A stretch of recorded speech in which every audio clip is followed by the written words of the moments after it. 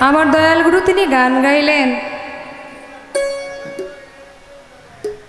আল্লাহর আশিকান বসো ওলি আল্লাহর ধ্যানে যাবি যদি মাসুক রূপ দর্শনে, আল্লাহর আশিকান বসো ওলি আল্লাহর ধ্যানে।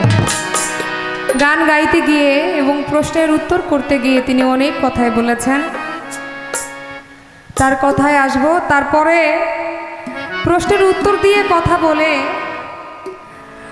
আমার কাছে কয়, আজকে শিষ্য তো নিজেই কোরআন হয়ে গেছে, তো শিষ্য কোরআন হয়ে উপরেই থাক, শিষ্য অনেক পাক না বোঝা গেছে, তাহলে আমি শুধু সারা রাত ঘুরে বকর বকর করবো, শিষ্য আর বকশিস নিয়ে যায় বোগা গান নিয়ে। আচ্ছা দয়াল, আপনি কি বকশিস কম পাইতেছেন? বুঝলাম না, এত টাকার দিকে লোভ, এত কিছু রেখে টাকার দিকে লোভ দিতেছে। হিসাব করে দেখলে তো মনে হয় আপনি আমার থেকে বকশিস বেশি পাইছেন। এখানে অনেকবার আসছেন, বাবা ভাই বোন বন্ধু বান্ধব সবই তো বানায় লইছেন। হ্যাঁ, গুরু পাঠ নিছেন তো, অনেক কিছু কইতে চাইতেছি কিন্তু পারতেছি না। ওই যে বলে না, গুরু যদিও হয় ব্যবসার নন্দন, তবুও সে ভক্তের কাছে পতিত পাবন। তাই সেই জায়গাটায় রাখছি দয়াল। কয় এমন একটা প্রশ্ন করবো, এই প্রশ্ন আমি আর শিশির ছাড়া এখানে কেউ জানে না। কয় বাজানো দেখি আইছে, বাজান আপনি কিন্তু নড়াচড়া করবেন না, এই শিশির নড়াচড়া করবা না, কেউ কিন্তু শিখাই দিবেন না। আচ্ছা, আপনারা কি দেখছেন তাদের দুজনের সাথে আমি কথা বলছি? আচ্ছা, আমারও কিছু মানে আমার যিনি মুর্শিদ, আসলে আমার কিছুই নাই, আমার বলতে আমি কিছুই দাবি করি না, সবই আমার মুর্শিদের দান। সেখান থেকে যতটুকু আমি প্রাপ্ত হয়েছি সেখান থেকে আপনাকে আমি উত্তর করব। তবে আপনারা যে প্রশ্ন করছি, গান গাইছি, আপনি তো আপনার হারমোনিয়াম মাস্টার, মানে আপনার শিষ্যর লগে তো ঠিকই আলোচনা করলেন। হ্যাঁ, এইটা না ওইটা, ওইটা না ওইটা, উপর দিয়ে আইয়া আপনারা বুঝাইতেছে, হারমোনিয়ামের উপর দিয়ে আইয়া দয়াল রে বুঝাইতেছে, দয়াল এইটা কোয়েন ওইটা কোয়েন, এটা কইলে ভালো হইল। আমার যেই দিক দিয়ে খোঁচা মারবেন আমি কিন্তু ওই দিক দিয়েই যাব। আপনার প্রশ্নের অবশ্যই উত্তর করব, তার আগে একটা গান গাই। এই গানের পরে তারপরে আপনার প্রশ্নের ভিতরে আরো কিছু কথা আছে, আমি বলার চেষ্টা করব।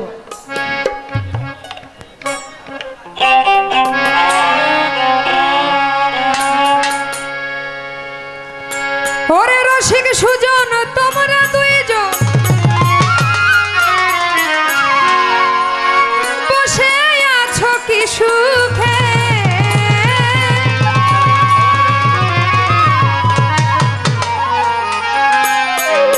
রসিক সুজন তোমরা দুইজন, ও দয়াল বসে আছো কি সুখে, বুঝিতে পারি না আমি জ্ঞানন্ধ বলে আমার দয়াল রে, আমি বুঝিতে পারি না আমি জ্ঞানন্ধ বলে। রসিক সুজন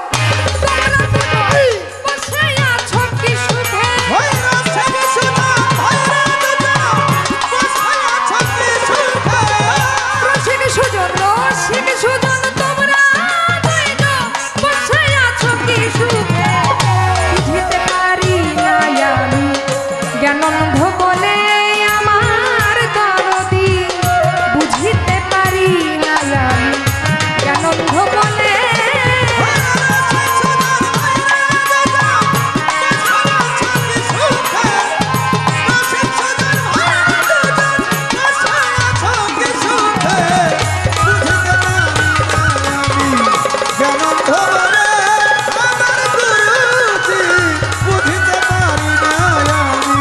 Come on.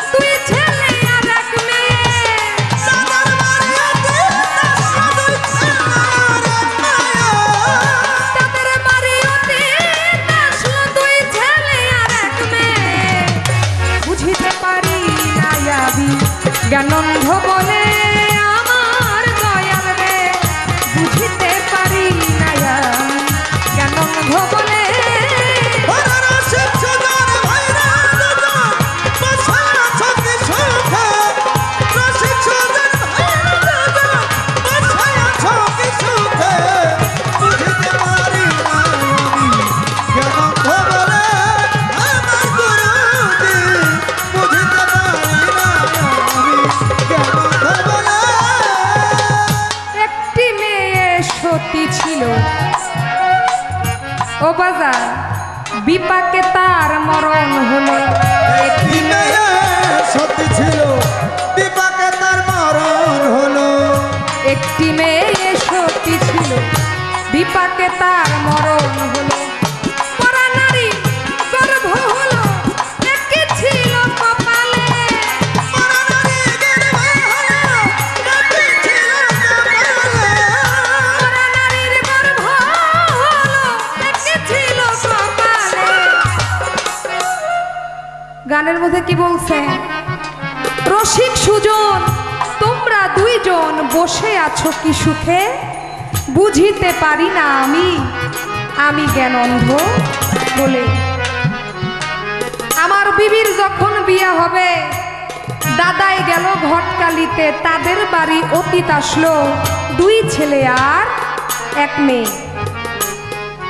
একটি মেয়ে সতী ছিল, বিপাকে তার মরণ হলো। মরা নারীর গর্ভ হলো, একই ছিল কপালে। বাজান মরা নারীর গর্ভ হয়েছে, মেয়ে সতী ছিল, সেখানে বিপাকে তার মরণ হয়েছিল, এবং মরা নারীর গর্ভ হয়েছে, একই ছিল কপালে। বুঝিতে পারি না আমি জ্ঞান অন্ধ বলে। এখানে কিছু কথা আছে যেগুলো আমাদের পবিত্র কোরআন 30 পারা, আর আমার এই দেহ কোরআনটা কত পারা বাজান? দেহ কোরআনটা হচ্ছে আমার 40 পারা। তাই বিশ্ব ব্রহ্মাণ্ডে যাহা কিছু আছে, সকল কিছু তার থেকে অধিক বেশি জিনিস আমার মালিক আমার এই দেহের মধ্যে দিয়েছেন। যদি আমরা সেটা চিনতে পারি, বুঝতে পারি, এবং চিনে জেনে বুঝে যদি আমার দয়ালের কাছে আমি সেইভাবে উপস্থাপন করতে পারি এবং চাইতে পারি, তাহলে সেখান থেকে আমরা অনেক কিছুই লাভবান হতেও পারি। তাই আমার গানটা অবশ্যই আপনি একটু শুনবেন, এবং এটার যে মূল মাহাত্ম্য বিষয়গুলো আপনি আমাদের মাঝে একটু তুলে ধরবেন।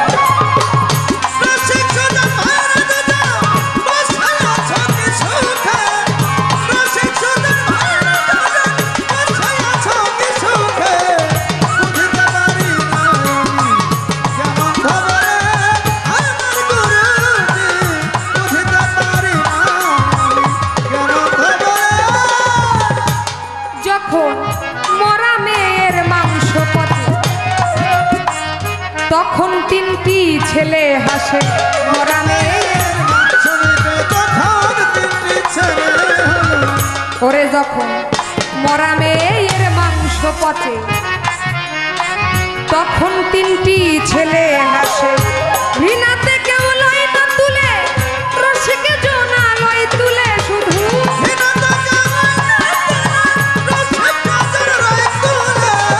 ঘৃণাতে কেউ লয় না তুলে, রসিকে জোনা লয় তুলে। বুঝিতে পারি না আমি জ্ঞানন্ধ বলে আমার দয়াল রে, বুঝিতে পারি না আমি জ্ঞানন্ধ বলে।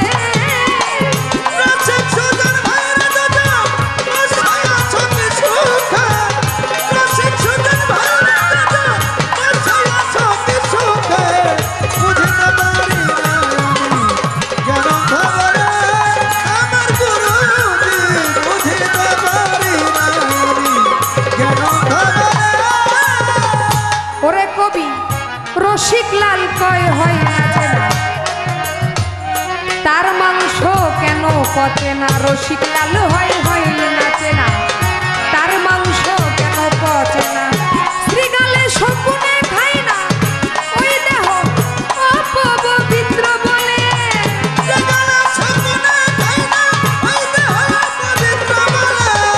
শ্রীগালে শকুনে খায় না, ওই দেহ অপবিত্র বলে। বুঝিতে পারি না আমি জ্ঞানন্ধ বলে আমার দয়াল রে, বুঝিতে পারি না আমি জ্ঞানন্ধ বলে।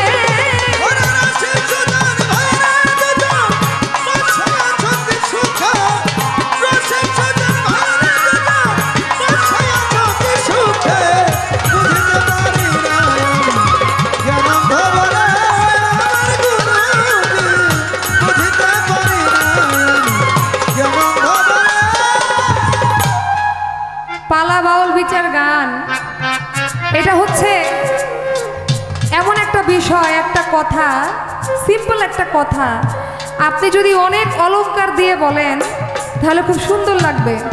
একটা নারী যদি সে সাধারণভাবে থাকে তাহলে তারে সিম্পল দেখা যাবে, সাধারণভাবে দেখা যাবে। আর নারীকে যদি অলংকার দিয়ে একটু কানের দুল, একটু নাকফুল, একটু গলার মালা, হাতে চুড়ি, লিপস্টিক, কাজল, আইব্রু, আইলাইনার এগুলো দিয়ে সাজানো হয় তাহলে কিন্তু তাকে দেখতে সুন্দর লাগবে, তাই না? তা আমার দয়াল আজকে এমন জায়গা থেকে মানে এমনভাবে উপস্থাপন করছে যে এই প্রশ্ন জীবনও সোনিয়া সরকার শুনে নাই, আজকে শুনে একেবারে তার অবস্থা খারাপ হয়ে যাবে। যেভাবে উপস্থাপন করছে আমি আপনার প্রশ্নের উত্তরটাকে দিয়ে নাই। সেই গুরু ছিল কে? সেই গুরুর আপনি বলছেন যে আজকে আমার ভক্ত যা প্রশ্ন করছে এগুলো সব সনাতন ধর্মের প্রশ্ন। আচ্ছা, সনাতন ধর্মের যদি প্রশ্ন হয়ে থাকে তাহলে আপনি সনাতন ধর্ম থেকেও উত্তর করেছেন, আপনি মুসলমান ধর্ম থেকেও, ইসলাম ধর্ম থেকেও আপনি উত্তর করছেন। উত্তর তো আপনি একটাই দিচ্ছেন। এখানে ইসলাম ধর্ম বলেন, হিন্দু ধর্ম বলেন, বৌদ্ধ বলেন, খ্রিস্টান বলেন, যে কোনো ধর্ম হোক, যে কোনো প্রশ্ন হোক, যে কোনো জিজ্ঞাসা হোক, এখানে আমাদের বুঝতে হবে যে আমাদের যেখানে প্রশ্ন করা হয়েছে, যেখানে আমার পয়েন্ট আসলে সেইখান থেকে আমরা কি শিক্ষা গ্রহণ করলাম এবং ওই কথা থেকে আমরা কি শিক্ষা নিলাম, তাই না বুঝেন? এখানে বৌদ্ধ, খ্রিস্টান, হিন্দু, মুসলিম এগুলো কোনো বিষয় না। আপনি প্রশ্নের উত্তর দিয়েছেন অনেক চমৎকার করে, তাই আমাকেও হিন্দু শাস্ত্র থেকে তিনি প্রশ্ন করেছেন। সেই গুরুর নাম কি ছিল? সেই গুরুর নাম ছিল শুক্রাচার্য এবং ভক্ত ছিল কস। দেবগুরু বৃহস্পতি পুত্র ছিল যার নাম ছিল কস। সে এই অসুরদের গুরু শুক্রাচার্য, ছোট অসুরদের গুরু শুক্রাচার্যর থেকে তিনি মৃত সঞ্জীবনী শক্তি, অর্থাৎ যেই শক্তি শিখলে একজন মৃত মানুষকে সে জীবিত করা যায়, এই শক্তি সে শিখার জন্য সেই শুক্রাচার্যের কাছে অসুরদেব বৃহস্পতি দেবের পুত্র কস সে শিষ্যত্ব গ্রহণ করেছিল। এবং শিষ্য গ্রহণ করার পরে অসুররা ভাবতেছে ও যে মৃত সঞ্জীবনী, এই বিদ্যাটা যদি কস শিখা যায় তাহলে তো ওই দেবগুরু বৃহস্পতির দলে যারা আছে তারা যদি মরে, তাদেরকে যদি আমরা মারি তাহলে তাকে সে সবাইকে সে মৃত সঞ্জীবনী শক্তি দিয়ে সে উদ্ধার, অর্থাৎ সে মৃত থেকে আবার জীবিত করে ফেলবে, অর্থাৎ তাকে এই দুনিয়াতে রাখা যাবে না। অসুররা বারবারই তাকে মারার চেষ্টা করে, তারপরে যখন সফল হয় সেই কসকে একেবারে মেরে তাকে আগুনে পুড়িয়ে সেই পোড়ার যে ছাইটা আছে না বাজান, ছাইটা করছে কি একটা পানির গ্লাসের মধ্যে, অর্থাৎ পানির সাথে মিশাইয়া সেই শুক্রাচার্যকে সেই খাওয়াই দিছিল কসের যারা লোক ছিল। অর্থাৎ অসুররা তো কসরে পুরাই ফেলাইছে, কিন্তু ওর যে ছাইটুকু ছিল ওই ছাইটুকু একটা গ্লাসের পানির ভেতরে মিশাইয়া সেই শুক্রাচার্যকে যখন খাওয়াই দিছে, শুক্রাচার্য বুঝতে পারছে যে আমার ভিতরে কিছু একটা জ্বালা যন্ত্রণা হইতেছে। শুক্রাচার্য যখন বলতেছে যে এই তুমি আমার ভিতরে কে আছো, তখন ভিতর থেকে যখন কস যখন উত্তর দিছে যে দয়াল গুরু আমি আপনার ভিতরে আছি, এখন পড়ছে নাকি বিপদে। দয়াল বলতেছে আমি যদি তোমাকে বের করি তাহলে আমি তো জীবিত থাকবো না, অর্থাৎ আমার পেট ফেরে যদি তোমাকে বের করা হয় তাহলে আমি তো মারা যাব। তাহলে কি করতে হবে? আমি মারা গেলে তো হবে না, তাই পেটের ভিতরেই সেই কসকে মৃত সঞ্জীবনী শিক্ষা তিনি দান করেছিলেন শুক্রাচার্য। এবং যখন পেট ফেরে সেই কস যখন বের হয়, কস বের হয়ে আবারও সেই মৃত সঞ্জীবনী সেই বিদ্যাটা প্রয়োগ করে তিনি তার দয়ালকে অর্থাৎ শুক্রাচার্যকে তিনি জীবিত করেছিলেন। এই ছিল আমার দয়ালের কথা। আমি আমার সাধ্যমতো জবাব করার চেষ্টা করলাম। এইবার আপনি আমার একটু ছোট, আপনি আমার গানের পয়েন্টের ভিতরে আসেন। গানের পয়েন্টে প্রথম অন্তরায় কি বলছে, দ্বিতীয় অন্তরায় একটি মেয়ে সতী ছিল, বিপাকে তার মরণ হলো, মরা নারীর গর্ভ হলো, একই ছিল কপালে। অর্থাৎ সতী ছিল, তার বিপাকে মরণ হয়েছে, মরা নারীর আবার গর্ভ হয়েছে। কিন্তু আবার পরের অন্তরায় কি বলছে, যখন মরা মেয়ের মাংস পচে তখন 3টি ছেলে হাসে। এ তো বিপাকেই পড়ছে, মইরা গেছে, আবার সেই মাংস কি হয়েছে, পয়সা গেছে। সেইটা দেখা আবার 3টা ছেলে হাসছে, ওই 3টা ছেলেকে। এবং মাংসটা যে পচলো, এই পচার কারণটা কি? এবং আরো কি বলছে, ঘৃণাতে কেউ লয় না তুলে, শুধু রসিক জনাই লয় তুলে। এখানে দয়াল এই যে ব্যাপারটা আসছে, সতী ছিল, বিপাকে মরণ হইল, গর্ভ হইল, আবার তার মাংস পয়সা গেল, 3টা ছেলে আবার হাসলো। এই হাসার কারণ কি? এবং বিপাকে যে মরণ হইল, এবং বলল ঘৃণাতে কেউ লয় না তুলে, শুধু রসিক জনায় লয় তুলে। সেই নারীটির সেই রূপরেখা কি ছিল এবং তার ভূমিকাটা এখানে কি ছিল, যার কারণে আর ওই সেই 3টা ছেলেই বাক্যে ছিল। সেই 3টা ছেলে কারা কারা ছিল, তাদের কাজ কি ছিল? সুন্দর করে আমার প্রশ্নের আপনি আশা করতেছি মীমাংসা করবেন।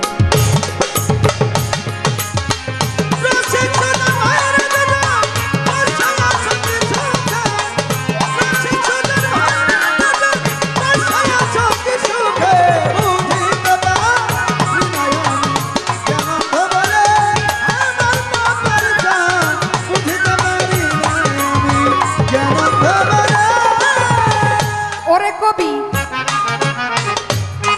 কবি রসিক লাল কয় হয় নাচে না,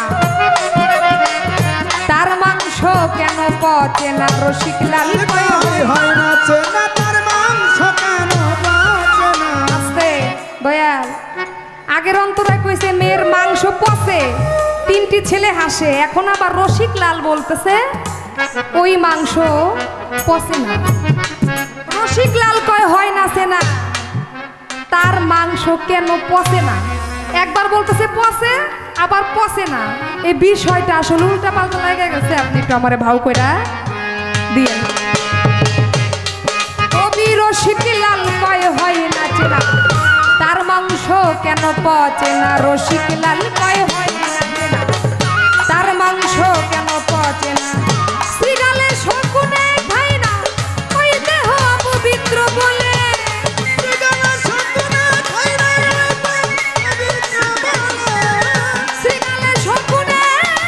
না, ওই দেহ পবিত্র বলে। বুঝিতে পারি না আমি জ্ঞানন্ধ বলে, আমার দয়াল রে, বুঝিতে পারি না আমি জ্ঞানন্ধ বলে।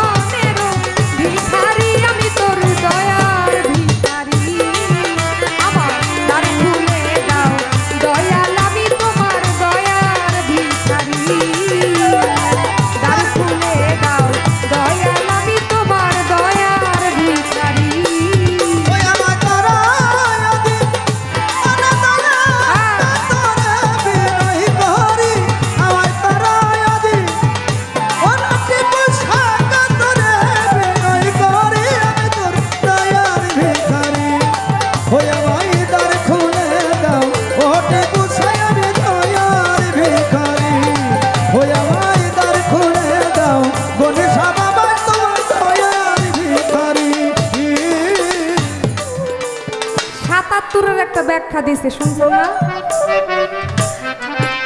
কয় 40-এর পরে এই যে আরো যে 37 আছে, এই 37 কই পামু? মিলায় ঝিলাইয়া আল্লাহর 10, বাপ মায়ের 8, তারপরে কুঠুরি, এগুলো সব কিছু মিলাই ঝিলায় ভালোই দিচ্ছে। দয়ালের মাথার ব্রেন খারাপ না। কথা বলতে গিয়ে বলতেছে যে আল্লাহ আমার টিপুসা বাবা, সে হইতেছে ওসমান গনির পাগল, গনিশা বাবার পাগল। আমার গনিশা বাবা তার গুরুর পাগল। এইভাবে আমরা প্রত্যেকে আমার মালিকের পাগল, অর্থাৎ জাতের সাথে জাত মিশে গেছে। কয় তার কোনো বাড়ি নাই, ঘর নাই, পোলাপান নাই, বন্ধু নাই, বান্ধব নাই। আচ্ছা, বাড়ি ঘর নাই, পোলাপান নাই, পোলাপান যদি নাই থাকে, এই যে টিপুসা বাবার ভক্ত নাই এই জায়গায়, কি করেন আপনারা? টিপুসা বাবার ভক্ত আছেন এখানে আপনারা? তাহলে এগুলো কি আপনার চোখে কি পড়ে না? কইতাছেন তার বাড়ি নাই, তার ঘর নাই। দয়াল কি কখনো হারায় যায়? হ্যাঁ, সে কি কোনো ব্যক্তি? তার বাড়ি আছে, তার ঘর আছে, পোলাপান আছে, আছে বলে আজকে চাঁদের বাতি জ্বলতেছে এবং টিপুসা বাবার নামে তার ভক্তরা ওরস করতেছে, মাহফিল করতেছে। আছে, তার ভক্তের হৃদয়ের মধ্যে সে জিন্দা আছে। মাঝে মাঝে কথা কন, কিন্তু কথার আগাও নয়, মাথাও নাই। তারপরে বলছেন আমার রাসূল পাক সাল্লাল্লাহু আলাইহি সাল্লাম, তিনি যদি কারো স্বপ্নে আসেন, মানে আমার রাসূল এক ভক্তের স্বপ্নে আসেন বা কারো স্বপ্নে আসেন, বলছে স্বপ্নে আসলে সে বলতেছে যে আমার রাসূল বলতেছে আমি শেষ নবীর, মানে শেষ জামানার নবী, আমাকে তুমি মানো। সে বলতেছে তুমি যতই নবী হও, যতই রাসূল হও, আমি তোমারে মানবো না। অর্থাৎ তারা তো চিনে না। আমার রাসূল যদি কোনো ভক্ত, কোনো মানুষ বা কোনো ভক্তের স্বপ্নে যদি আসে, আমার রাসূলের রূপ কিন্তু কোনো শয়তান নিতে পারে না। বুঝতে হবে, আমার রাসূল যদি কারো স্বপ্নে আসে, তাহলে অবশ্যই আমার রাসূল পাক তিনি তার ভক্তের বাসরে বা তার ভক্তের স্বপ্নে আসছেন। রাসূলের সাথে কারো সাথে কোনো সাম দেওয়া যাবে না। আর আমার রাসূলকে যিনি স্বপ্নের মাঝেও যদি কেউ দেখছে, তাহলেও সে অলিয়া উলিয়া আম্বিয়া, সে ওলি পর্যায়ের লোক হয়ে গেছে। গুরু পাঠ নিয়ে তো দাঁড়াইছেন। দয়াল কথাবার্তা যাই করে একটু চিন্তা ভাবনা করে কয়েন। তবে যাই হোক, দয়াল যাই বলুক, যাই করুক, দয়াল তো, দয়ালকে ভালোবাসা ছাড়া ভক্তের আর কোনো কাজ নাই। ভক্তি, বিশ্বাস, প্রেম দিয়ে দয়ালকে সেখানে আটকাইতে হবে। তাহলেই আমার টিপুসা বাবা, আমার গনিশা বাবা, যার যার দয়াল, তার তার ভক্তের হৃদয়ে সে থাকতে পারবে।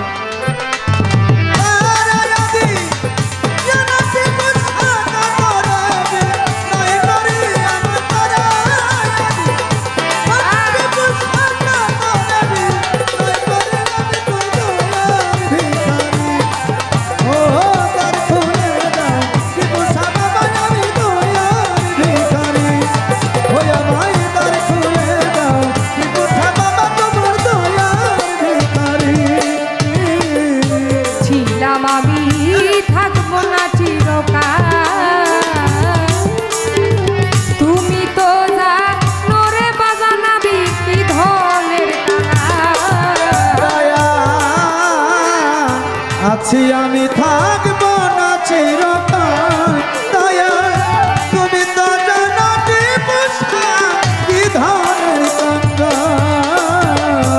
আছি আমি থাকবো না চিরকাল, তুমি তো জানো রে বাজান আমি কি ধনের কাঙাল। তুমি থাকতে ভক্তের এই হাল কেমন সহ্য করি, ওরা তুমি থাকতে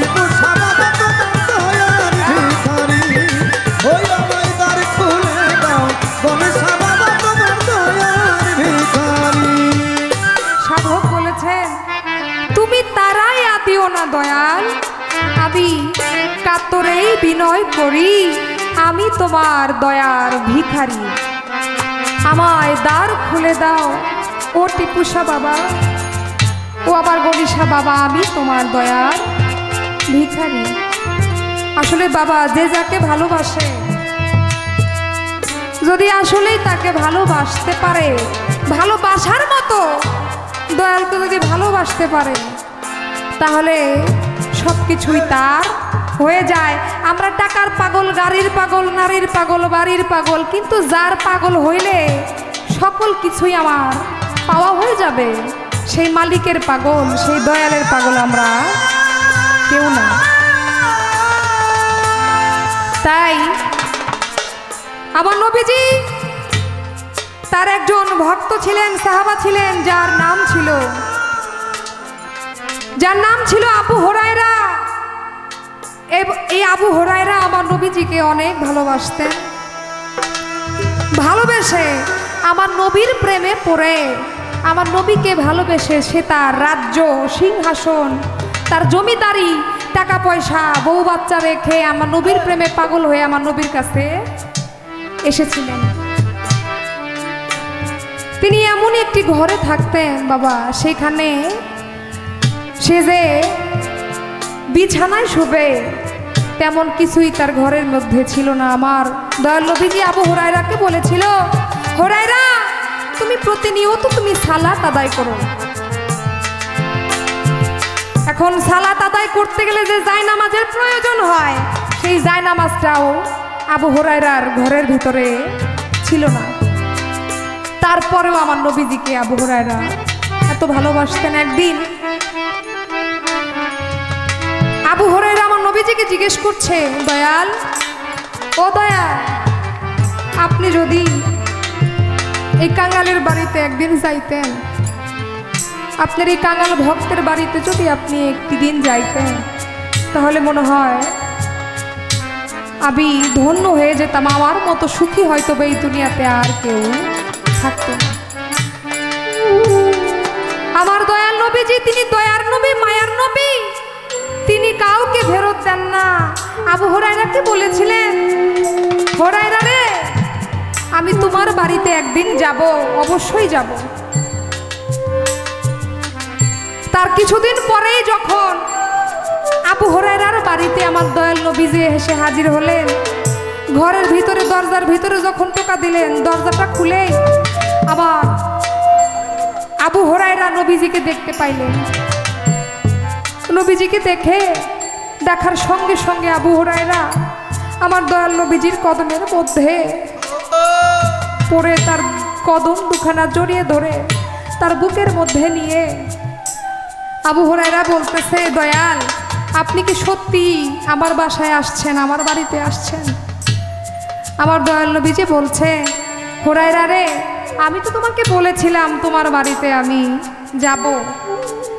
আবু হুরায়রা বলতেছে, দয়াল, আমার কেন যেন বিশ্বাস হচ্ছে না যে আসলেই আপনি আমার বাড়িতে আসছেন। কারণ আমাদের মুসলমানের ঈদ হচ্ছে কয়টা বাবা? দুইটা। একটা হচ্ছে ঈদুল ফিতর, আরেকটা হচ্ছে ঈদুল আজহা। আরেকটা ঈদ, সর্বোচ্চ ঈদ হচ্ছে মুসলমানদের জন্য, সেটা হচ্ছে যাহাকে সৃষ্টি না করলে, সৃজন না করলে 18,000 কুল কায়নাত একটা বালুকণা পর্যন্ত আমার মালিক সৃষ্টি করতেন না, সেই আহমদে মুস্তফা, মোহাম্মদে মুস্তফা সাল্লাল্লাহু আলাইহি সাল্লাম, আমার নবীজি, তিনি যেই দিনে, যেই সময় এই দুনিয়ার মধ্যে তিনি এসেছিলেন, তিনি পদার্পণ করেছিলেন, সেই ঈদে মিলাদুন নবী হচ্ছে মুসলমানদের জন্য সর্বশ্রেষ্ঠ ঈদ। তারপরে একটা ঈদ আছে, সেই ঈদটা কি? সেই ঈদটা হচ্ছে যদি কোনো গুরু তার ভক্তের বাড়িতে বাবা যায়, তাহলে সেই দিনের থেকে বড় খুশি ভক্তের জীবনে হইতে পারে না। তাই খুশিতে আবু হুরায়রা আত্মহারা হয়ে আমার নবীজিকে কোথায় বসতে দিবেন, তাকে কি খাওয়াবেন, সে পাগল হয়ে গেছে। আমার নবীজিকে বসতে দিবেন, কিন্তু বসার মতো কোনো ভালো কোনো কিছু হুরায়রার ঘরের ভিতরে ছিল না। তখন আমার নবীজি খেয়াল করলেন হুরায়রার ঘরের ভিতরে একটা পাথর।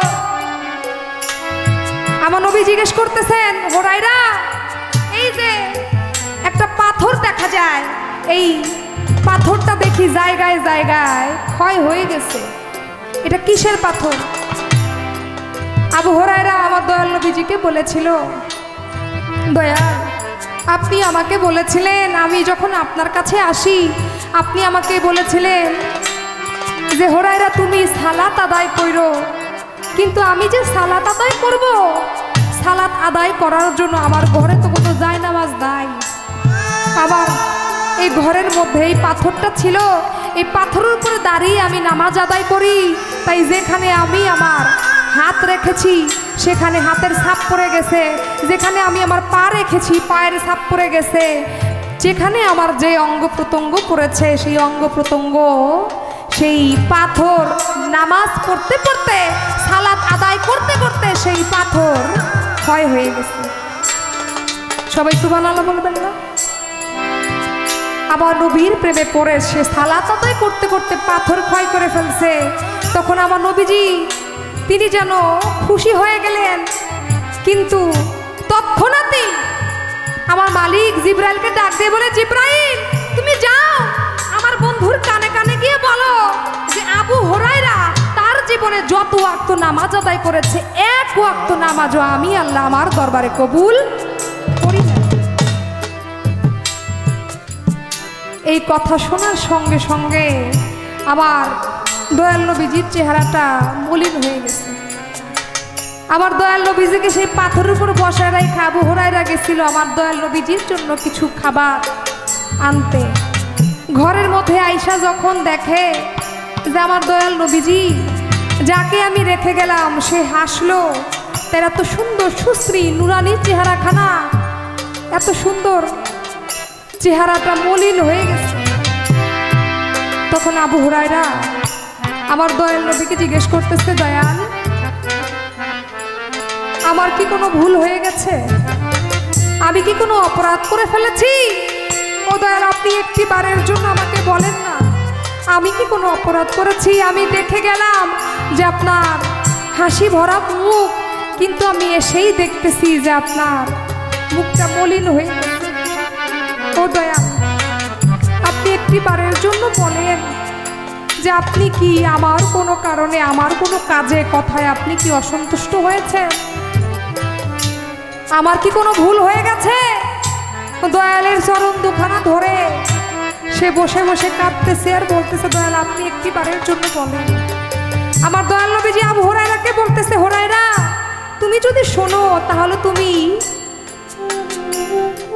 কষ্ট পাবে, তুমি মানতে পারবে না। হুরায়রা বলতেছে, যত কষ্টের কথাই হোক না কেন, যত কঠিন কথাই হোক না কেন, আপনি আমাকে বলেন। তখন আমার দয়াল নবীজি আবু হুরায়রাকে বলেছিল, হুরায়রা তুমি যখন আমার জন্য খাবার আনতে বাইরে গেছো, আমার মালিকের পক্ষ থেকে আমার কাছে খবর আসছে যে তুমি তোমার জীবনে যত ওয়াক্ত নামাজ আদায় করেছো এক ওয়াক্ত নামাজও আল্লাহর দরবারে কবুল হয় না। এই কথা যখন আমার দয়াল নবী আবু হুরায়রাকে বলছে, হুরায়রাকে বলার সঙ্গে সঙ্গে আবু হুরায়রা আমার দয়াল নবীজির কদমখানা জড়িয়ে ধরে আমার দয়াল নবীজিকে বলতেছে, দয়া ও বাজার আমি তো আমার আল্লাহকে দেখি নাই, আপনি আমাকে বলেছেন সালাত আদায় করতে, তাই আমি সালাত আদায় করেছি। আমি দেখছি আপনাকে, আমি দেখেছি আমার টিপুষা বাবাকে, আমি দেখেছি আমার গণেশা বাবাকে, আমি দেখেছি আমার দয়ালকে। ও বাজার আমি তোমার আল্লাহকে দেখি নাই। আমার আল্লাহর দরবারে আমার সালাত আমার নামাজ যদি কবুল নাও হয়, আপনি শুধু একটি বারের জন্য বলেন যে আপনি আপনার এই ভক্তকে আপনি কবুল করছেন। আমার দয়াল নবীজি আবু হুরায়রাকে বুকের মধ্যে টান দিয়ে জড়িয়ে ধরে বলে, হুরায়রা যে কিনা আমার হয়ে যায়, যে আমাকে ভালোবাসে আমিও তাকে ভালোবাসি, তাই আমার আল্লাহ তোমার নামাজ কবুল করুক আর নাই করুক, আমি তোমাকে আমার ভক্ত হিসাবে আমি তোমাকে কবুল করে নিয়েছি। তৎক্ষণাৎ আবারও আমার মালিক জিব্রাইলকে ডাক দিয়ে বলে, জিব্রাইল তুমি যাও এইবার আমার বন্ধুর কানে কানে গিয়ে বলো যে এই মুহূর্তে আবু হুরায়রা যে কাজটি করলো এই কাজের বিনিময়ে তার জীবনের যত গুনাহ খাতা ছিল সকল কিছু আমি মাফ করে দিলাম।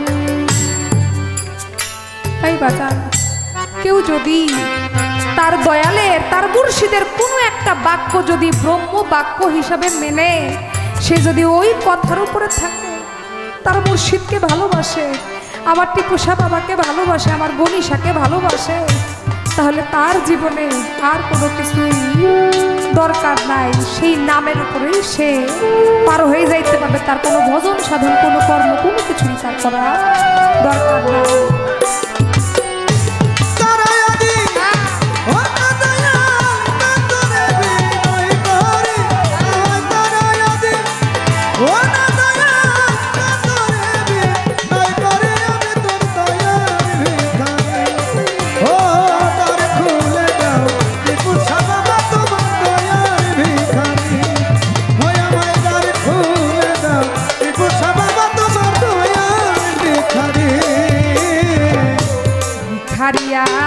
আজ খারা দরজায় অফুরন্ত ভান্ডার হতে বাজান দাও কিছু আমার।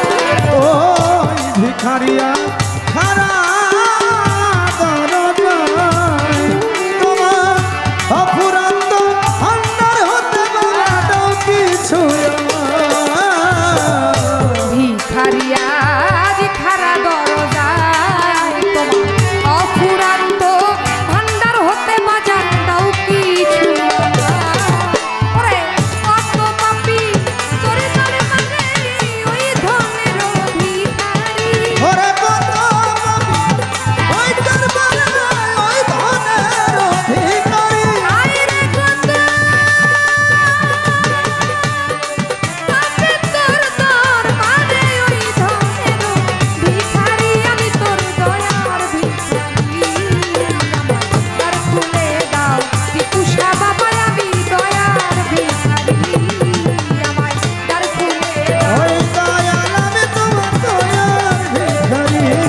ওই আমার দ্বার খুলে দাও টিপুসা বাবা তোমার দয়ার ভিখারি। তুমি তারায়াদি ও না দয়াল কাতরে বিনয় করি। ওই আমার তারায়াদি ও না দয়াল কাতরে বিনয় করি। আমায় তারা আদিও না বাবা কাতরে বিনয় করি।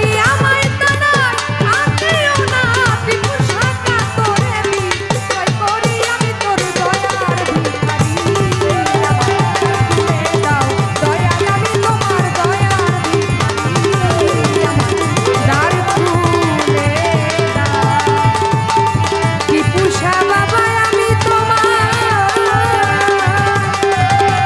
আমি তোমার দয়ার ভিখারি।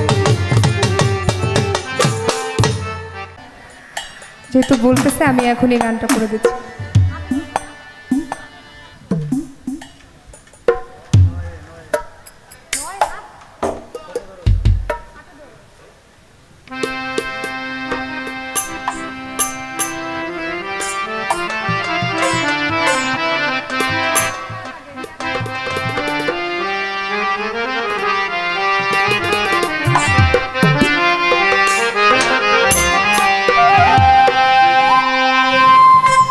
এমন তো ছিলাম না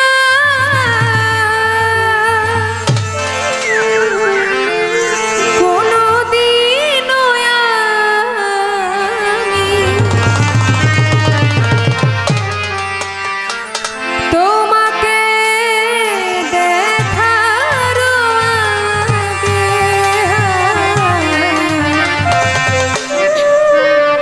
কেন এত মায়া মায়া লাগে। হায় রে কেন এত মায়া মায়া লাগে।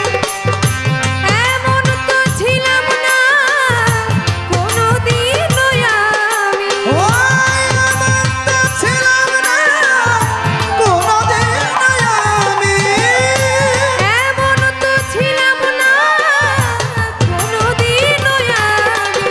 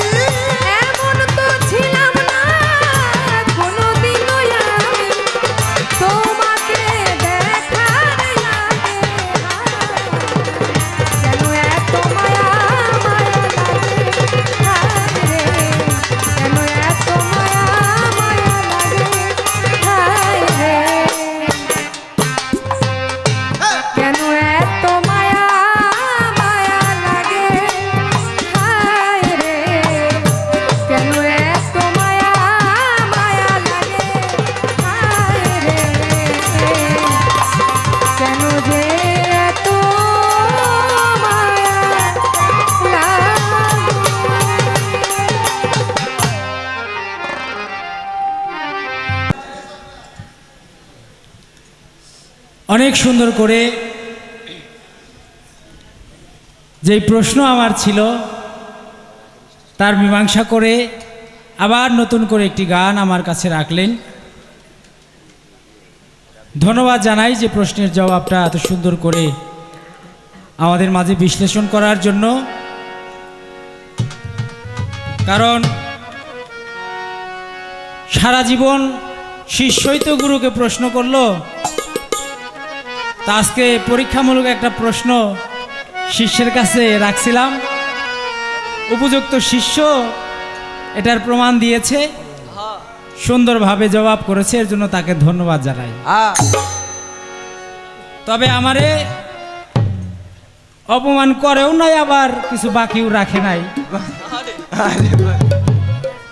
হ্যাঁ, কয় আপনি কইলেন যে শিশির আর আমার বাজান দুইজন জানি এই প্রশ্নের জবাব না শিখাইয়া দেয়, আর আপনি নিজেই গুরু হইয়া আপনার ছাত্রের কাছে হারমোনিয়ামের উপর দিয়ে এসে কানে কানে তারপরে আপনার শিখাইয়া দেয়। আরে বাবা, ধন্যবাদ। আপনি যে বুঝছেন যে হারমোনিয়ামের উপর দিয়ে এসে আমার এই প্রশ্নের উত্তর শিখাই দিতেছে, আপনিও যে অন্তর্যামী হয়ে গেছেন, এর জন্য আপনার ধন্যবাদ। হ্যাঁ, যেমন গুরু তেমন ভক্ত। হ্যাঁ, যেমনটার লগে এমনটা না হইলে তো মিলে না, তাই তো। এর জন্য কোরবান ভাইকেও ধন্যবাদ যে যেমনটার লগে এমনটার লগে set করছে আজকে। ঠিক আছে, যদিও ভাগ্যচক্রে হয়েছে, কিন্তু ঘটনাটা কিন্তু আসলেই করা হয়ে গেছে। এই জায়গায় ছিল হ্যাঁ হ্যাঁ, ধন্যবাদ জানাই আপনাকে। আমি বলছিলাম যে আমরা দুনিয়ার সবাই পাগল, কেউ বাড়ির পাগল, গাড়ির পাগল, টাকার পাগল, বউয়ের পাগল। পাগল ছাড়া দুনিয়া চলে না। কিন্তু আমার টিপু সাহ বাবা যেই পাগল, ওই পাগলের সাথে আমাদের এই পাগলামির কোনো মিল নাই। কারণ আমার টিপু সাহ বাবা হলো জাতের পাগল। যেই জাতের কদিমে আমরা ছিলাম, সেই জাত পাকের পাগল হলো আমার টিপু সাহ বাবা, আমার ওসমান গনি সাহ বাবা। তার কোনো ঘর বাড়ি নাই, তার কোনো চাহিদা নাই, দুনিয়ার কোনো ধন সম্পদ, টাকা পয়সা, বাড়ি গাড়ি, নারী শাড়ি, কোনো কিছুর প্রতি তার কোনো লোভ নাই। আপনি কইলেন তার কিছু নাই, তাইলে এই যে অনুষ্ঠান যে করে এরা তার পোলাপান না। আরে বাবা, কোন জায়গায় আসমানের তারা আর কোন জায়গায় হুগার ফোরা, কোন জায়গার পায়জামা কোন জায়গায় ঢুকান হেরেও বুঝেন না। মাথার উপর পড়া শুরু করছে পায়জামা। আমি যে কোন সন্তানের কথা কইছি এটা কিন্তু আপনি ঠিকই বুঝছেন, কিন্তু বুঝার পরেও আপনি আজকে একটু প্যাচ ধরবেন। ওই যে মানে অপমান করবেনও না, কিন্তু আবার ছাড়বেনও না। হ্যাঁ জানে, একবারে মনের কথা কইছে, উচিত কথাটা কইছে রে। আসলে আপনি যে ওই ভক্ত, এটার প্রমাণ এই কথার মধ্যে আপনি দিলেন।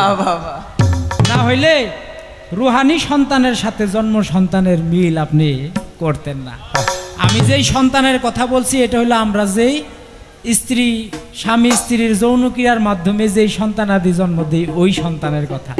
যে টিপু সাহ বাবা এইগুলার ধারে না, কিন্তু তার আশেক ভক্ত রুহানি সন্তান আমার কোরবান ভাই, আরো আমার তরিকার ভাই বোন যারা আছে, এরা তো বাবার আশেক ভক্ত, এরা তো আর জন্মের সন্তান না, এরা হলো রুহানি সন্তান।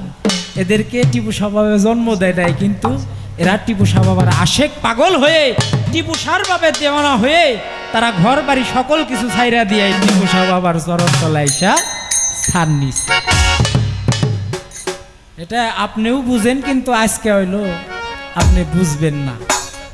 যাক, তারপরেও তা কথা তো কইতে হইব আর কি। ওই যে স্বামী স্ত্রী গেছে বাসর ঘরে, কি দিয়া শুরু করব, কিছু তো কইতে পারে না এখন। হ্যাঁ, জামাই কইতেছে, আচ্ছা তুমি কি গরুর মাংস খাও? আচ্ছা, আওয়াজ তো স্ত্রী কয়, এটা কি প্রশ্ন করলো জামাই, আজব প্রশ্ন।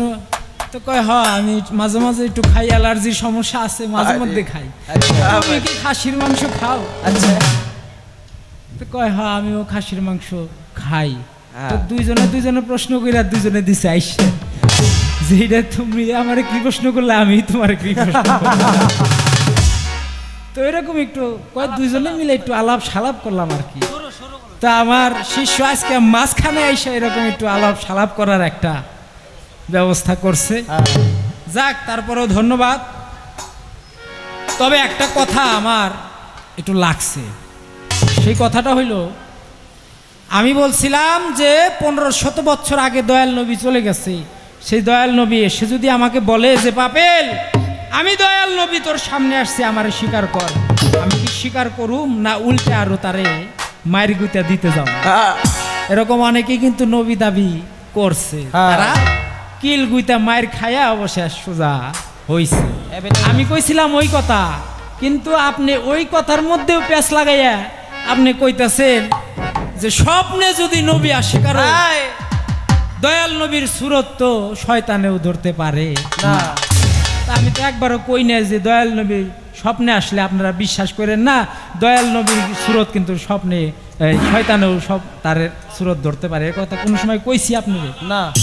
তা আপনি আন্তাজি ভালো জায়গা খাইছে দেয় গাও করার কি দরকার আছে? বুঝে না। তা আপনি এটা কইয়া আমারে কি বুঝাইতে চাইলেন, মানুষের কি বুঝাইতে চাইলেন? মানে একটু পিন মারার কায়দা করছেন আর কি নাকি? তবে হ্যাঁ, একটা কথা বলে রাখি, আমাও কিন্তু যাই অভ্যাস হয়ে গেছে, অতএব আপনি যাই পিন মারেন আর যাই কিছু করেন, আমাও কিন্তু অভ্যাস ছাড়বো না। অভ্যাস রয়েই দেখো। এক জায়গায় গুরু গেলে শিষ্যেরও তো সিরিয়াল ওই জায়গায় থাকে নাকি আস্তে আস্তে, তো আমারও কিন্তু যাই অভ্যাস আছে, কিন্তু আপনি কিন্তু এমন কিছু কইেন না যে নতুন কইরা আবার ওই জায়গায় আপনার যেমন লাগে। এর বেশি কিছু কইলাম না। সাধকের গান লেখছে, কবরে আসিবেন নবী মুর্শিদ রূপ কইরা ধারণ, ভক্ত যারা দেখাই বলবে এ তো আমার গুরুধন।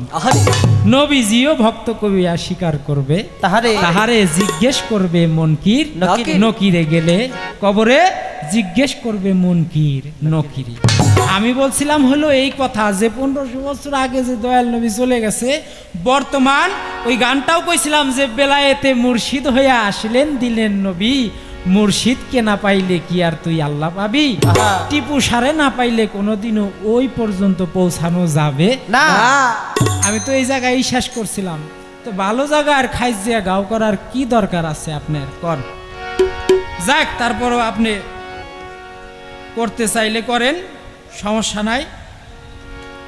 এবার গান শুনছি, ও বকশিস, বকশিস আমি বেশি পাইছি, আমার এখানে বাপ চাচা ভাই বোন আত্মীয় স্বজন সবই আছে, থাকবো না। এই কোরবান ভাই হইল আমার মিয়া ভাই, আজকে থেকে আরো 8-10 বছর আগে শাপলা সরকারের লগাই না গান গাইছে। মায়া রানী চলে গেছে, আল্লাহ তারা ব্যস্ত নসিব করুক। এই শেষ গানটা মায়া রানী আমার সাথেই গায়া, তারপরে কিছুদিন পরেই মারা গেছে। কোরবান ভাই গাওয়াইছে। হ্যাঁ হ্যাঁ, আরিফ দেওয়ানের লগে বড় স্টেজে গাইছিল, বড় স্টেজে গান গাওয়ার পরে 4-5 দিন পরেই মায়েরানি চলে গেছে, আল্লাহ তাআলা তারে ব্যস্ত নসিব করুক। যাই হোক, তো হইলো আমার মিয়া ভাই, মিয়া ভাইয়ের এই টিপু সাহ বাবার আস্তানার মধ্যে উনি হলো একজন প্রধান। তো উনার যদি আমি ছোট ভাই হই, তাহলে তো আমার আত্মীয় স্বজনদের এই এলাকা ভরা থাকবে, এটাই স্বাভাবিক। তারপরে টিপু সাহ বাবার যে গুরু উসমান গনি শাহ, সেই দরবারে শরীয়ত সরকারের লয়ে গেলাম গান।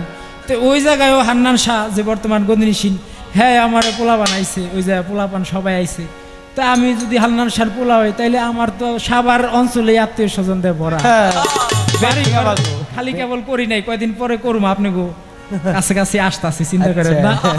আত্মীয় স্বজন আরো বাড়াইতাছি। বকশিস এখন যদি আমার বাপ চাচারা ভাই বোনেরা দেয়, বকশিসটা তো আসলে মনের ব্যাপার, এটা একজনের ভালো লাগলে দেয়, ভালো লাগলে না দেয়। কিন্তু বকশিস নিয়ে আজ পর্যন্ত কোনো কথা আমি কোনো শিল্পীরে কোনোদিন কম পাইলেও কই নাই, বেশি পাইলেও কই নাই। কিন্তু আপনি শিষ্য হইয়া শেষ পর্যন্ত এই গুরুর বকশিস লইয়া আপনার এই টানাটানি করে, এই টানাটানি আর ছাড়লো। এই শিষ্য তো দিমনি খেলাপত দিমনি সমস্যা জুটে নাই। তবে হ্যাঁ, চিন্তা করেন না, খেলাফতের ব্যবস্থা যেহেতু আছে, আপনারা দিলে বক্তব্য আপনি রইব, আপনারও কিছু দিব, আপনি একবারে নিরাশ হয়েন। খেলাপত পারলে বস্তায় বই। আর আমি যদি গুরু হই, আপনি যদি শিষ্য হন আসলেই, তাইলে আমি তো নিয়ে আপনি কই খাওয়াম। আমি তো আর এটাতে বাড়ি ঘর করার জন্য নিব না, আমি ভক্তবৃন্দ খাওয়ানোর লেগেই করুম। এটা নিয়ে আফসোস আপনি এত কইরেন না, আপনারও দিব, দিতেছে কোরবান ভাই মন ভালো আছে, এরা টিপু সাহ বাবার ভক্ত যারা এরা সবার মন ভালো, সবাই আপনার বকশিস দেবে ইনশাল্লাহ, আপনি চিন্তা করেন না। এবার রসিক সুজন তারা দুইজন বসে আছে কোন সুখে, বুঝিতে পারলাম না আমি জ্ঞান অন্ধ বলে। বলছে না যাহা আছে ব্রহ্মাণ্ডে তাহাই আছে আমার এই মানব ভাণ্ডে, শুধু তাহাই নয় তাহার চাইতে অধিকতর বেশি আছে। এটা হলো সাধন তত্ত্বের গান, তাৎপর্যপূর্ণ একটা গান। গানের মধ্যে পাইলাম এক নারী ছিল, বিপাকে তার মরণ হইল, অবশেষে সেই মরণের পরে সে আবার একটা ছেলের জন্ম দিল। আবার ওই মরায় পচন ধরলো, মরায় পচন ধরার পরে কি হইল, মরায় যখন পচন ধরে তিনটা ছেলে দেখা হাসাহাসি করে, ঠাট্টা করে, বিদ্রুপ করে, অবশেষ রসিকলাল শেষে আবার যায় কইল যে মরায় আসলে পচন ধরে না। তাইলে একটু আগে কইল মরায় পচন ধরে, আবার একটু পরে রসিকলাল কয় মরায় পচন ধরে না। এই মরা কোন মরা, আসলেই কি মরায় পচন ধরে না ধরে না? রসিকলাল যে এক মুখেই দুই কথা কইল, একবার কয় পচন ধরে, একবার কয় ধরে না, এর মধ্যে কারণ কি? বিষয়গুলো বলবো। আগে আমার রশিদ সাইজির লেখা একটা গান শুনেন। এই গানটা শুনলেই আপনার মোটামুটি একটা জবাব আপনি এই গানের মধ্যেই পেয়ে যাবেন। তারপরে একটা সাধক দিনু সাইজির একটা গান আপনারে একটু বেশি শোনাইবো। আগে রশিদ চান্দের গানটা গায়ে।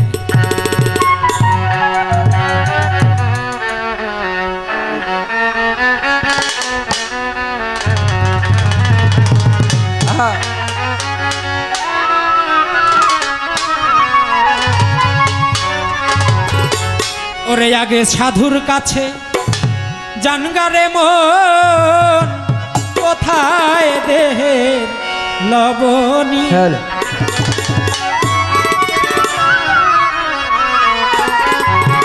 ওরে আগে সাধুর কাছে জানো রে মনা, কোথায় দেহের লবণী। রসিক হইছনি ও তোরা পাবি খবর, হবি সে অমর। রসিক হইছনি সাধুর কাছে জানো রে মন, কোথায় দেহের লবণী। রসিক হইছনি, রসিক হইতে হবে, রসিক ছাড়া কখনো ওই মরার খবর জানা যাবে না। তাই আগে সাধুর কাছে জানগা রে মন, কোথায় দেহের লবণী। ওরে সাধুর কাছে জানগা রে মন, কোথায় দেহের লবণী। ওই আগে সাধুর কাছে জানো রে মন, কোথায় দেহের লবণী রে আছে, কোথায় দেহের লবণী। রসিক হইছনি পাবি খবর, হবি অমর। রসিক হইছনি ওরে সাধুর কাছে জানগা রে মন, কোথায় দেহের লবণী। ওরে সাধুর কাছে জানগা রে মন, কোথায় দেহের লবণী। তুমি রসিক হইছনি, ওরে খবর পাবি খবর। তুমি রসিক হইছনি, ওরে পাবি খবর, হবি অমর। রসিক হইছনি। সবে কদর সবে বরাতে, রহমতের বৃষ্টি ঝরে মায়ের বুকেতে। বাবা সবে কদর সবে বরাতে, রহমতের বৃষ্টি ঝরে মায়ের বুকেতে। বাবা সাধু যারে লাইকুলেতে, সেই হইছে দীপজ্ঞানী। ওরে সাধু যারে লাইকুলেতে, সে হয়েছে দীপজ্ঞানী। বাবা সাধু যারে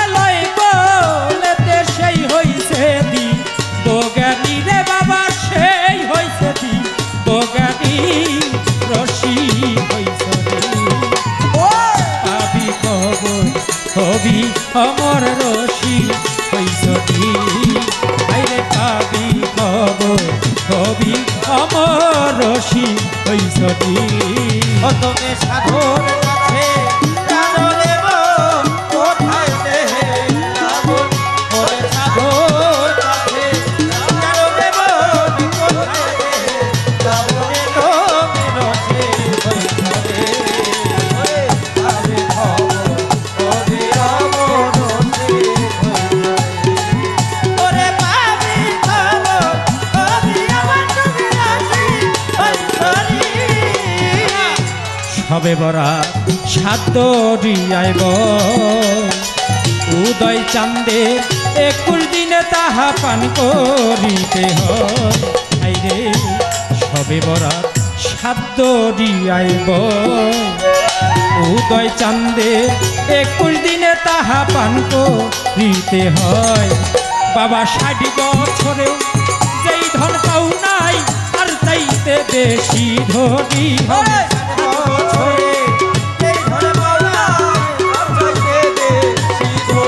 ওরে 60 বছরে যেই ধন পাও নাই তার চাইতে বেশি ধনী রে হবি তার চাইতে বেশি ধনী রশি হইছটি বাবা পাবি খবর কবি অমর রশি হইছটি আইরে পাবি খবর কবি অমর রশি হইছটি ও তুমি সাধুর কাছে জানে গলে মন কোথায় দেহে লাগুন ওরে সাধুর কাছে জানো রে মন কোথায় দেহে লাগুন তুমি রসে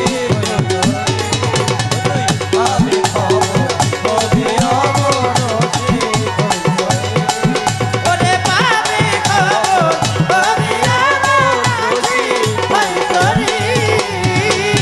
বিসমিল্লার বিস রহমতের পানি তোমার জননী রে দান করিয়া তাহা ফেরত লইছনি হাইরে বিসমিল্লার বিস রহমতের পানি জননী রে দান করিয়া তাহা ফেরত লইছনি হাইরে পাইলে ফেরত রশিদের মা ওরে গুরুর ধনে হৌ ধনী ওরে পারে ফিরে রশিদের মন গুরুর ধরে হরি বাবা পাইলে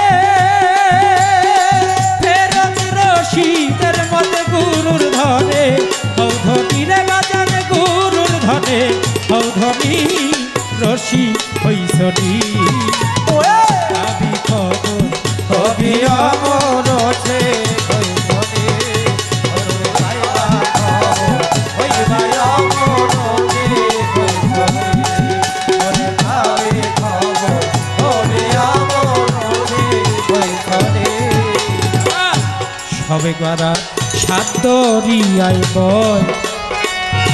উদয় চন্দ্রের 21 দিনে তাহা পান করিতে হয় বাবা সবে কদর সাধ্য আইব উদয় চন্দ্রের 21 দিনে তাহা পান করিতে হয় বাবা 60 বছরে যেই ধন পাও নাই তার চাইতে দিব জ্ঞানী ওরে 60 বছরে যে ধন পাওনা তার চাইতে হবে ধরি ওরে 60 বছরে যেই ধন পাও নাই তার চাইতে দিব জ্ঞানী রে হবি তার চাইতে বেশি ধনী রশি হইছনি বাবা পাবে খবর কবি অমর রসে হইছনি ওরে পাবে খবর কবি অমর রসে হইছনি আগে সাধুর কাছে জানগারে ও কোথায় দেহের লবণী ওরে সাধুর কাছে জানে গলে মন কোথায় দেহে লাগুন ওই আগে সাধুর কাছে জানো কেমন কোথায় দেহে লবণী রে আছে কোথায় দেহে লবণী পাবি খবর কবি অমর রশি হইছনি বাবা পাবি খবর কবি অমর রশি হইছনি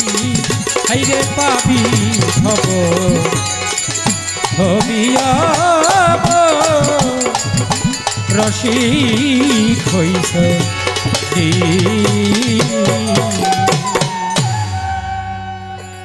গানটি করলাম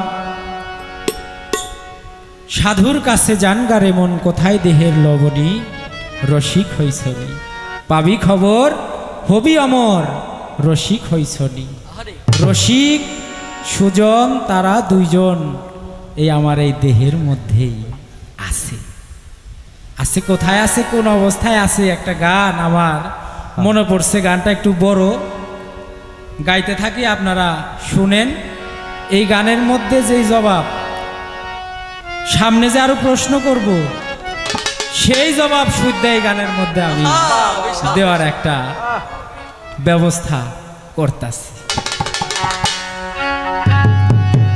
কেবল পবিত্র অন্তরে ভাসে রূপ ত্যাগ দিলে রায় নাই ভালো পবিত্র অন্তরে ভাসে রূপ ত্যাগ দিলে রায় নাই ফুল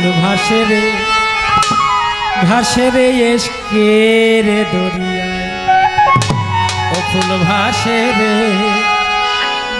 রে এসকে রে দরিয়ায় পবিত্র অন্তরে ভাসে রূপ ত্যাগ দিলে রায় নাই বাজান পবিত্র অন্তরে ভাসে রূপ ত্যাগ দিলে রায় নাই ফুল ভাসে রে এসকে রে দরিয়ায় ফুল ভাসে রে এসকে রে দরিয়ায়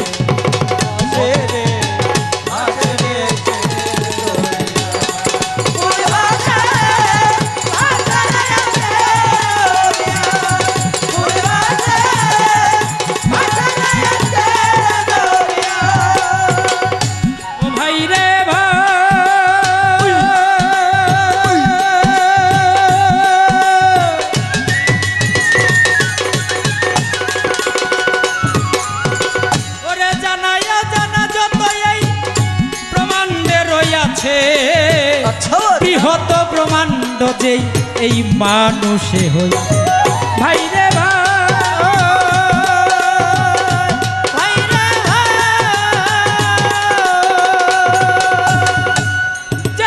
জানা যত এই ব্রহ্মাণ্ডে রইয়াছে বৃহৎ ব্রহ্মাণ্ড যে এই মানুষ হইয়াছে ত্রিভুবন জুড়িয়া আল্লাহ নিজের মহিমায় আল্লাহ নিজের মহিমায় ত্রিভুবন জুড়িয়া আল্লাহ নিজের মহিমায় নিজ রূপে বানাইয়া ঘর প্রেম খেলা খেলায় দেখো নিজ রূপে বানাইয়া ঘর প্রেম খেলা খেলায় নিজ রূপে বানাইয়া ঘর প্রেম খেলা খেলায় ফুল ভাসে রে এসকে রে দরিয়ায় ফুল ভাসে রে এসকে রে দরিয়ায়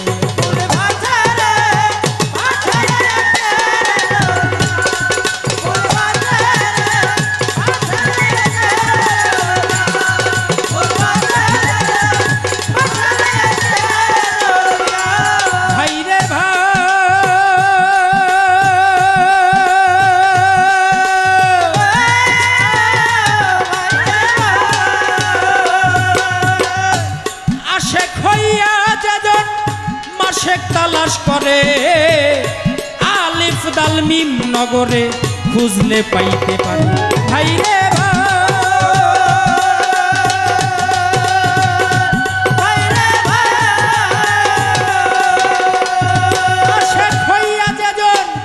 মাসেক তালাশ করে আলিফ দাল মিম নগরে খুঁজলেও পাইতে পারে অপূর্ব মানব দেহের গুণ গাইল যে আল্লাহ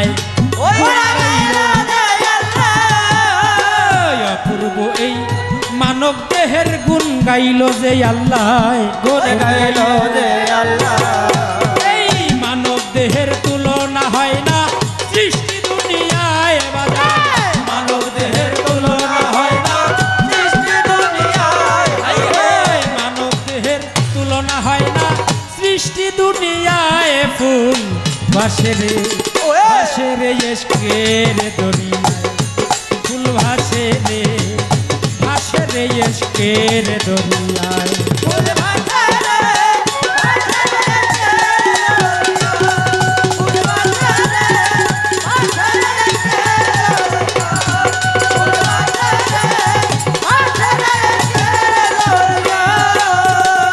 ও ভাই রে ভাই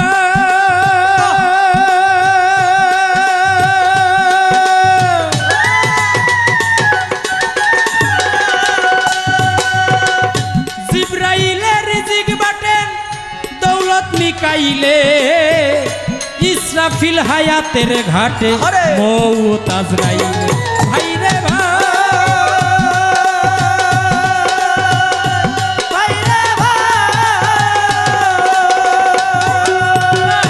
জিব্রাইলের রিজিক বাটেন দৌলত মিকাইলে ইসরাফিল হায়াতের ঘাটে মৌত আজরাইলে হাহুত লাসুত মালকুত জবরুত এই চার জোনায় পায় হাহুত লাসুত নালকুত জবরুত এই চার জোনায় পায় চার মুকামে সাথে তারা পুরুষে খেলায় বাজা চার মুকামে সাথে তারা চার মুকামে সাথে তারা পুরুষে খেলায় ফুল ভাসে রে এসকের ফুল ভাসে রে এসকের দরিয়ায়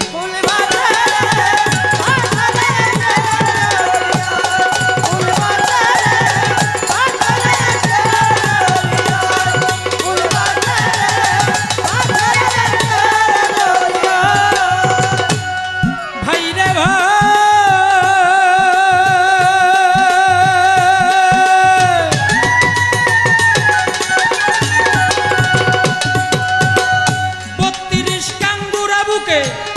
চোখে মেকাই দিলের কথা মুখে বলে জবানে জিব্রাইল ভাই রে ভাই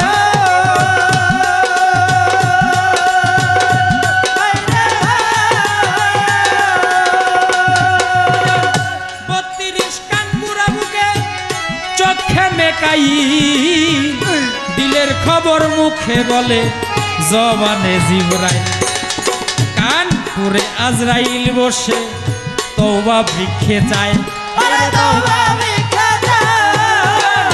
কানপুরে আজরাইল বসে তওবা ভিক্ষে চায় ইসরাফিল হায়াতের বাঁশি নাকেতে বাজায় ইসরাফিল হায়াতের বাঁশি ইসরাফিল হায়াতের বাঁশি নাকেতে বাজায় ফুল ভাসে রে এসকের দরিয়ায় ফুল ভাসে রে এসকের দরিয়ায়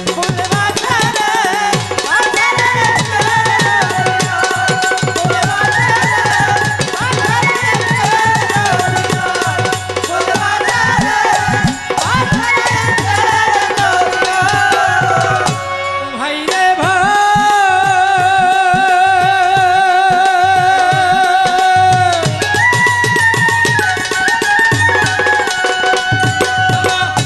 আলিফ লাম মিম কণ্ঠ বলে তিনজনার মিলন অজবা নাম জপিতেছে করিয়ায় আসন ভাই রে ভাই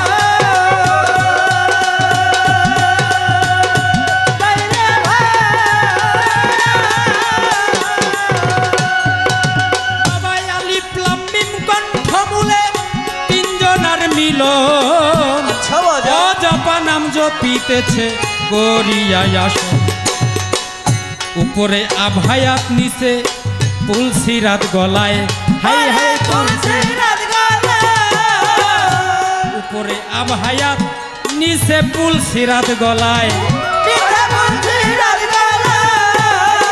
সিদ্ধ জলে শুদ্ধ জলে স্নান করিলে পারে যাওয়া যায় শুদ্ধ জলে স্নান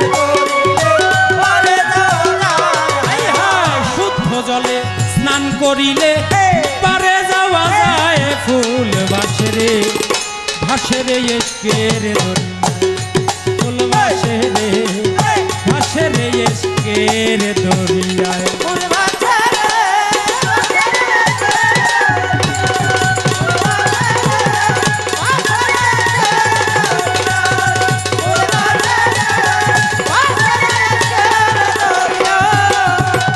ও ভাই রে ভাই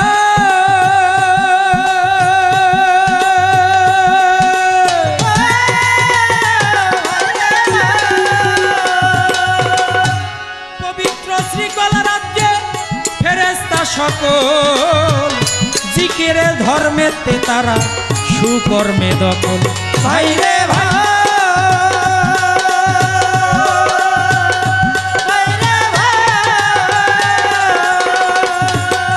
বাবা পবিত্র শ্রীকলা রাজ্যে ফেরেশতা সকল জিকিরের ধর্মেতে তারা সুকর্মে দখল কেরাবিন কাতেবিন উত্তর দক্ষিণে বসায় উত্তর দক্ষিণে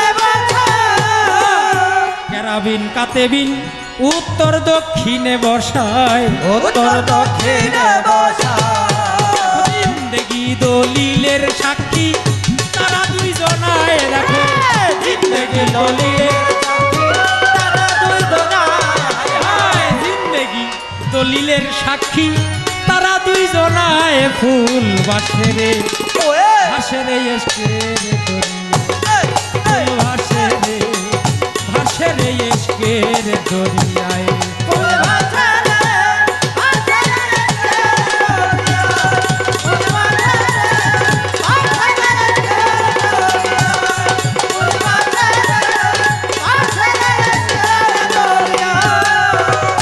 ও ভাই রে ভাই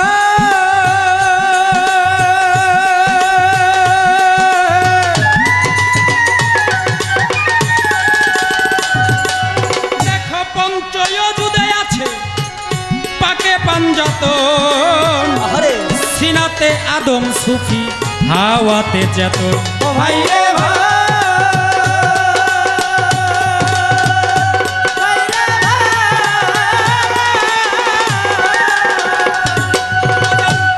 পঞ্চয়জুদে আছে পাকে পাঞ্জাতন সিনাতে আদম সুফি হাওয়াতে যখন বুকের মাঝে আস্তানা করে ভুবন ঘুরছে মনোরায় ভুবন ঘুরছে বুকের মাঝে আস্তানা করে ভুবন ঘুরছে মনোরায় আরে 14 ভুবন পলকে ঘুরে হিসাব পাওয়া দায় বাজার 14 ভুবন পলকে ঘুরে হিসাব পাওয়া দায় 14 ভুবন পলকে ঘুরে হিসাব পাওয়া দায় ফুল ভাসে ভাসে রে এসকের দরিয়ায় ফুল ভাসে রে ভাসে রে এসকের দরিয়ায়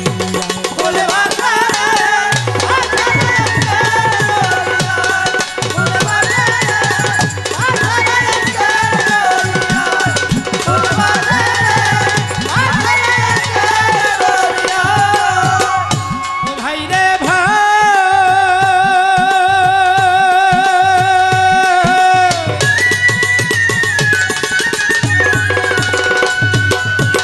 এই 14 ভুবনের আয়না রেখেছেন কুদরতে ওলি আল্লাহ বসত করেন আয়নার এক জগতে ভাই রে ভাই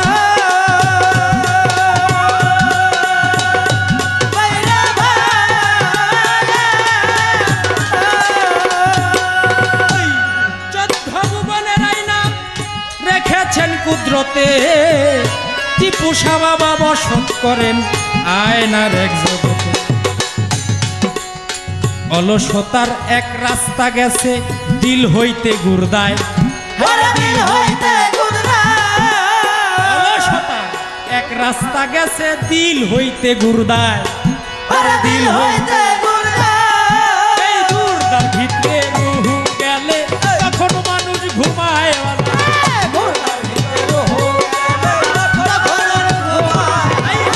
গুরদার ভিতর রুহু গেলে তখন মানুষ ঘুমায় ফুল ভাসে রে ভাসে রে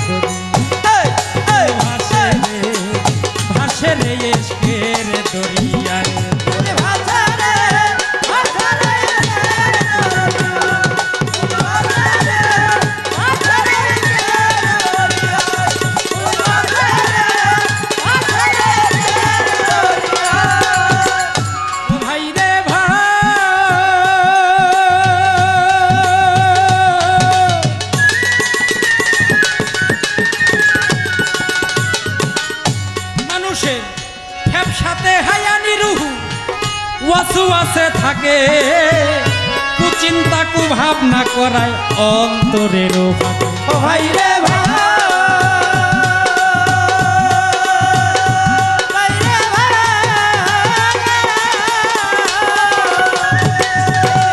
ব্যবসাতে হায়ানি রুহু ওয়াসওয়াসে থাকে ভালো ভালো কুচিন্তা কুভাবনা করায় অন্তরেরও ফাঁকে রুহে ইনসানি থাকে ধর্ম সুচিন্তায় হায়রে ধর্ম রুহু ইনসানি থাকে ধর্ম সুচিন্তায় বিশ্বাসের হিংসা করে নফসে আমারায় বাজার বিশ্বাসের হিংসা করে বিশ্বাসের হিংসা করে নফসে আমারায় ফুল ভাসেরে ভাসেরে এসকের দরিয়া ভাসেরে ভাসেরে এসকের দরিয়ায় বল ভাষা রে ভাষা রে দরিয়া বল ভাষা রে ভাষা রে দরিয়া বল ভাষা রে দরিয়া ও ভাই রে ভাই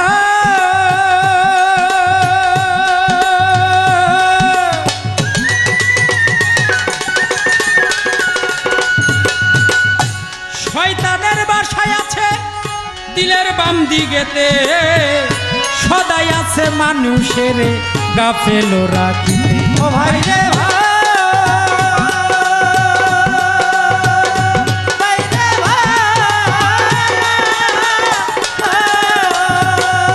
ওরে শয়তানের বাসায় আছে দিলের বাম দিকেতে আহারে সদাই আছে মানুষের গাফেল রাখিতে উপরে উদরের দায়িত্ব নিলা মালিক ফেরেস্তায় হাইরে মালিক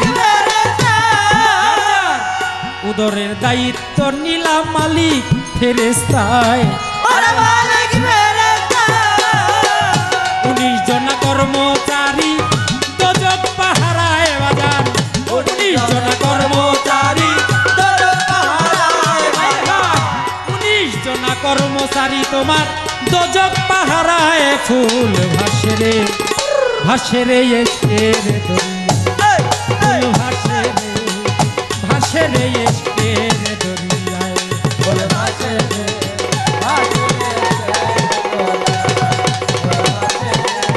ভাষা রে দরিয়া বল ভাষা রে ভাষা রে দরিয়া ও ভাই রে ভাই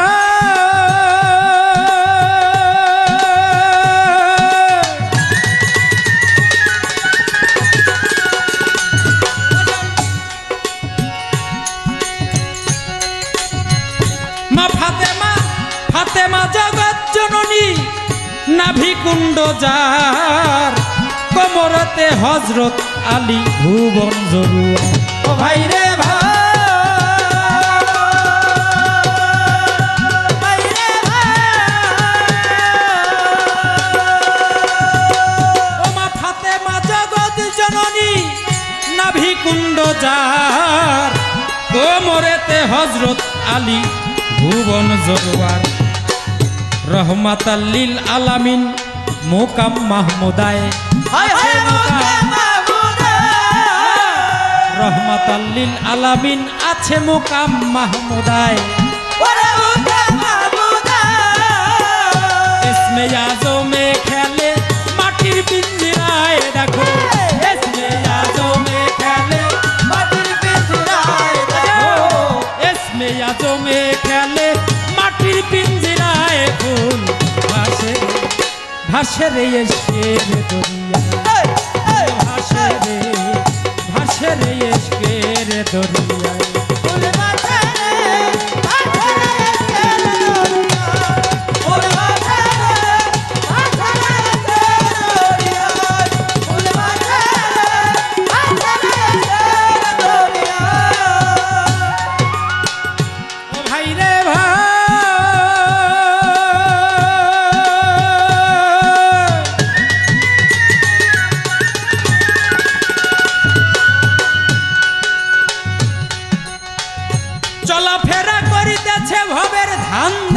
মজিয়া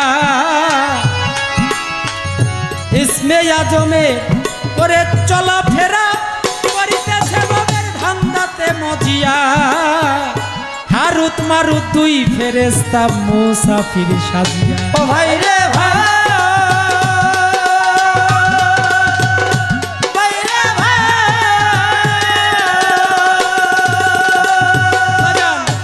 চলাফেরা করিতেছে ভবের ধান্দাতে মজিয়া হারুত মারুত দুই পায়েতে মুসাফির সাজিয়া হায়াতির জোরে দম রামি মেয়ু যায় হাইরে রামি জান হায়াতির জোরে দম রামি মেয়ু যায় প্রেমের টানে ঈশান কোণে লাভ ডুবে খেলায় প্রেমের টানে প্রেমের টানে ঈশান কোণে লাভ ডুবে খেলায় ফুল ভাসে রে ভাসে রে এসের দরিয়ায় ফুল ভাসে রে ভাসে রে এসের দরিয়া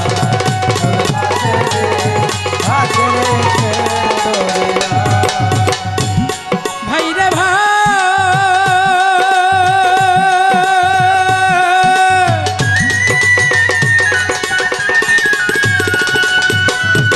তাই নিজেকে চিনতে বলছেন রাব্বুল আলামিন আমারে চিনলাম নাই আমি কে আমি রসুল ভাই রে ভাই ভাই রে ভাই তাই নিজেকে চিনতে বলেছেন রাব্বুল আলামিন আচ্ছা বাজা আমারে চিনলাম নাই আমি কে আমি রসুল চিনে যারা ধন্য তারা মুর্শিদের কৃপায় চিনে যারা ধন্য তারা টিপু সার কৃপায় যার যার মুর্শিদ আপনারে চেনা হইলে সব চেনা ফুরায় জগতে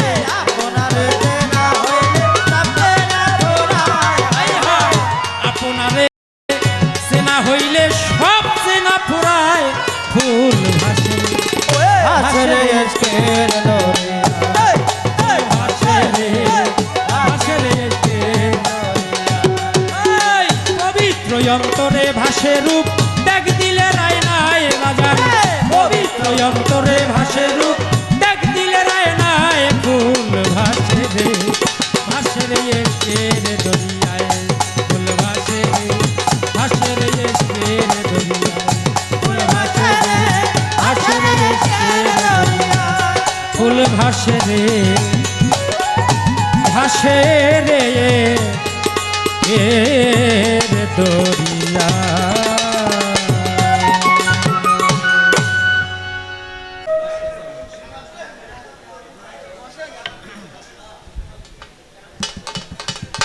শেষ সময় চলে আসছি 3:15 বেজে গেছে হয়তো আমি আর স্টেজ পাবো না ভুল ত্রুটি ক্ষমার দৃষ্টিতে দেখবেন অনেক কথা বলেছি সুরে ছন্দে ভাষায় কথায় যদি কোনো ভুল বেয়াদবি হয়ে যায় আপনারা নিজগুণে আমাকে ক্ষমার দৃষ্টিতে দেখবেন ছোট করে একটি বিচ্ছেদ গান করে তারপর আপনাদের মাঝ থেকে বিদায় নেব আমার প্রতিপক্ষ শিল্পী দুটি গান করলেই হয়তো আমাদের বিদায় পর্বে চলে আসবে সকলের প্রতি ভক্তি শ্রদ্ধা ভালোবাসা রেখে আমি টিপু সাহ বাবার দরবারে ভক্তি শ্রদ্ধা রেখে একটি বিচ্ছেদ গান ছোট করে গেয়ে তারপরে বসা হ্যালো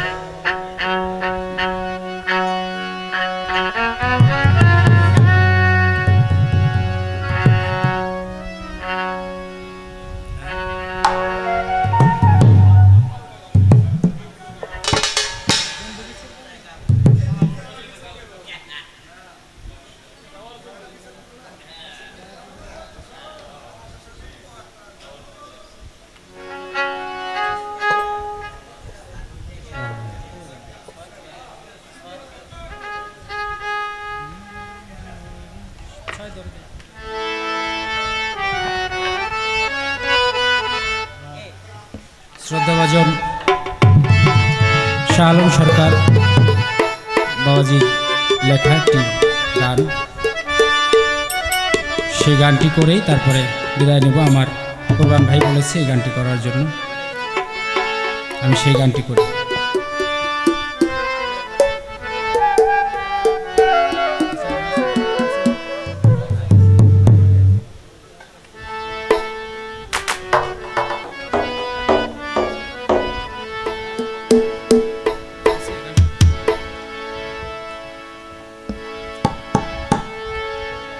যাওয়ার যদি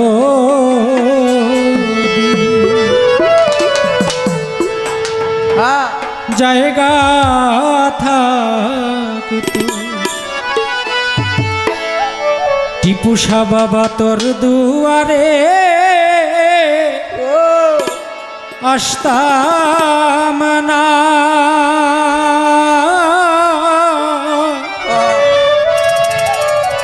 ভালোবাসা আর কেউ থাকলে তরে ভালো বাসতাম না।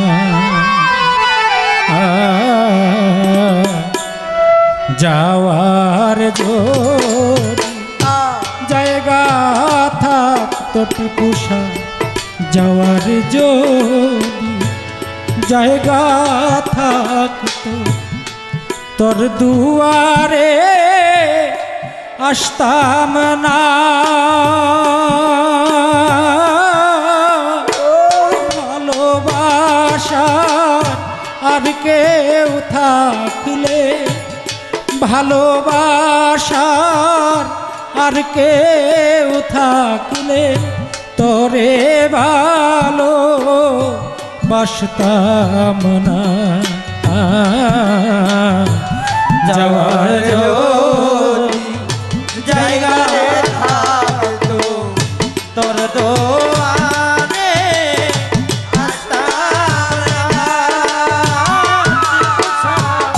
ভালোবাসা আর কেউ থাকলে তোরে ভালো বাসতাম না। হায় রে যাওয়ার যদি টিপুসা বাবা তুই ছাড়া মোর এই জগতে যাওয়ার জায়গা নাই। ওরে দয়াল তোর দুয়ারে বারে বারে ফিরে আসিতা, হজরতি তুই ছাড়া আমার কোনো যাওয়ার জায়গা নাই। টিপু সারে বারে বারে তোর দুয়ারে ফিরে আসিতাম। টিপুসা বাবা তুই ছাড়ায়া আরে এই জগতে যাওয়ার জায়গা না। ওরে বান্ধব তোর দুয়ারে বারে বারে ফিরে আসি তাই, টিপুসা বাবা তুই দিলে রে চরণে ঠাই, তুই দিলে চরণে টিপুসা ঠাই। তুই দিলে রে আহারে চরণে ঠাই, অকুলে আর ভাসতাম না, ভালোবাসা আর কেউ থাকলে তোরে ভালো বাসতাম না। হায় যাওয়ার যদি জায়গা রে থাকতো তোর দোয়ারে আসতাম না, টিপুসা ভালোবাসা আর কেউ থাকলে তোরে ভালো বাসতাম না। হায় রে যাওয়ার যদি বৃক্ষে ডালে ডালে পাখি করে বাস। ওরে দয়াল পাখির ভারে বৃক্ষের কি আর হয় রে সর্বনাশ। দয়াল সারে বট বৃক্ষে ডালে ডালে পাখি করে বাস। টিপু সারে পাখির ভারে বৃক্ষের কিয়া হয় রে সর্বনাশ। বাবা বট বৃক্ষে ডালে ডালে পাখি করে বাস। হাইরে বট বৃক্ষে পাখির ভারে বৃক্ষের কি আর হয় রে সর্বনাশ। ও দয়াল আমি যে তো চরণের দাস। আমি যে তো চরণের দাস। আমি তো আহারে চরণের দাস। ওই ডালে কেন বসতাম না, ভালোবাসা আর কেউ থাকলে তোরে ভালো বাসতাম না। যাওয়ার জায়গা রে ওর দোয়ারে আসতাম না। ভালোবাসা আর কেউ থাকলে তোরে ভালো বাসতাম না। যাওয়ার জোড়ি টিপু সাহায় আলম সরকার বলে আমি এক নগণ্য। করে দয়াল একদিনও না করলি টিপু আমারে পছন্দ। ওরে দয়াল ছাড়বে ছাড়ে বলে আমি এক নগণ্য। টিপু সারে তাই তো একদিন নোনা করলে আমারে পছন্দ। দয়াল সহায় সরকার বলে আমি এক নগণ্য। করে দয়াল একদিনও না করলি টিপু আমারে পছন্দ। দয়াল তোর দুয়ারা খিলে বন্ধ,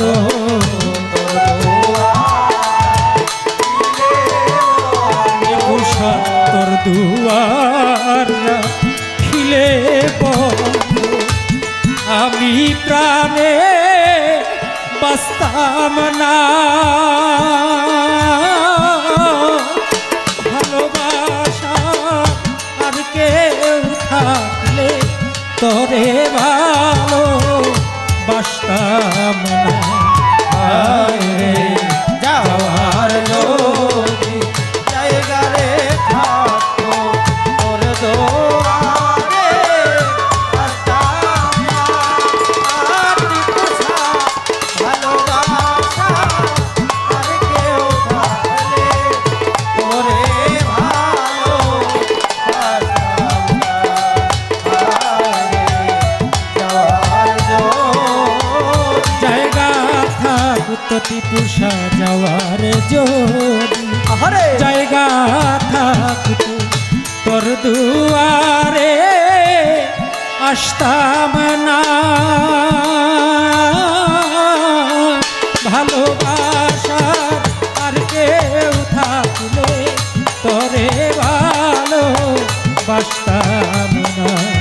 আয় রে যাওয়ার যদি জায়গা থাকতো দুয়ারে আসতাম না,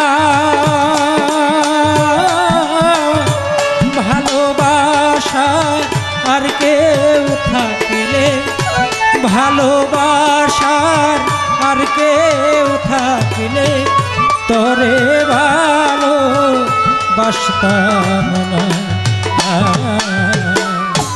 যাওয়ার যদি জায়গা থাকতো টিপুষা, যাওয়ার যদি জায়গা থাকতো আবুল চা, যাওয়ার যদি জায়গা